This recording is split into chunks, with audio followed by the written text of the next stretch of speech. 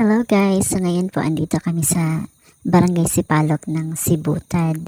Pumunta kami dito sa kapatid ng mama ko kasi matagal na po kasi kami hindi nakapunta dito sa kanila. Ayan po, nag-ihaw po kami ng isda na tabas. So yan po yung ulamin namin mamaya. Tapos andito yung pamangkin ko na napakakulit. So ayan po siya, umiiyak po siya kasi gusto niya pumunta dun sa inihaw namin na isda. So ayan po siya, smile lang yung batang yan. Tapos pumunta kami sa likod ng bahay nila kasi kumuha kami ng mga buko niyan kasi gagawin namin lamaw. Yung tinatawag natin dito sa Bisaya is lamaw. Yung lalagyan po ng gatas tsaka sugar. Tapos marami po yung sabaw niya. Tapos andun po siya sa baba kasi nahulog yung ibang buko dun kasi kasi yung lupa dito hindi siya level. So ayan po, kinuha po ng kapatid ko tsaka siya, tiyahin ko. Tapos ayan, kuskus lang po tayo dito guys kasi kukunin natin yung laman ng buko kasi gagawin natin yung lamaw mamaya. So lalagyan natin yan ng condense at saka sugar para matamis po siya. So ayan po, ako po yung tagabiyak ng buko dyan. Ang hirap pong buksan guys kasi yung mga lalaki andun sa taas nag-ihaw po ng isda at saka nagluto ng mga ibang ulam na uulamin namin mamayang tanghali. Ayan po sila Laifan, tsaka si Catherine po, sila po yung nagkuskus ng laman ng buko. Ayan, patuloy lang po yan sa pagkuskus. Tapos ako naman po dito, patuloy din po sa pagbiyak ng buko.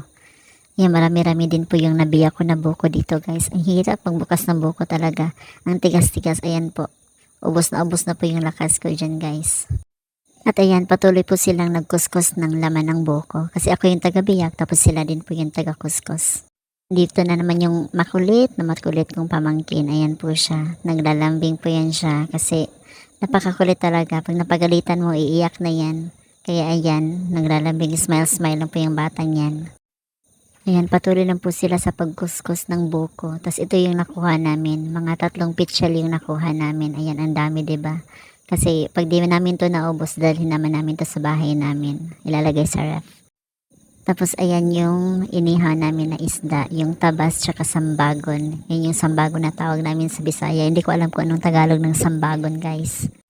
Ayan yung bahay ng kapatid ng mama ko. Tapos ayan yung lupa nila. Malaki yung lupa nila dito guys. Ang daming niyog. Ayan, napaka-presko po ng hangin dito sa bukid nila guys. Tapos ayan, tinimplahan na po namin yung buko. Lalagyan na po yan ng condense.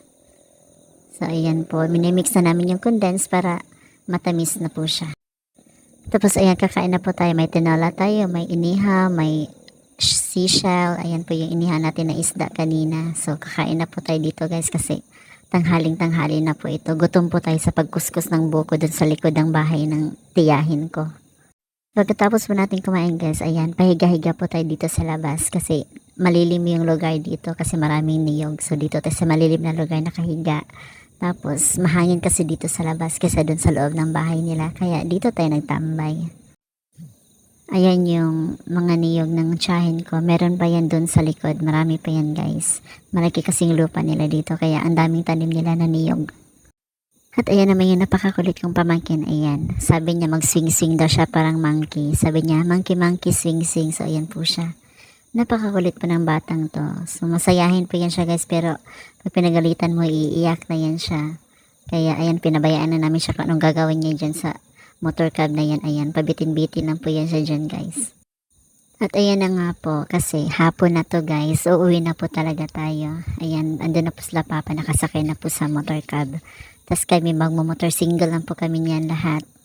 So ayan po si Laifan.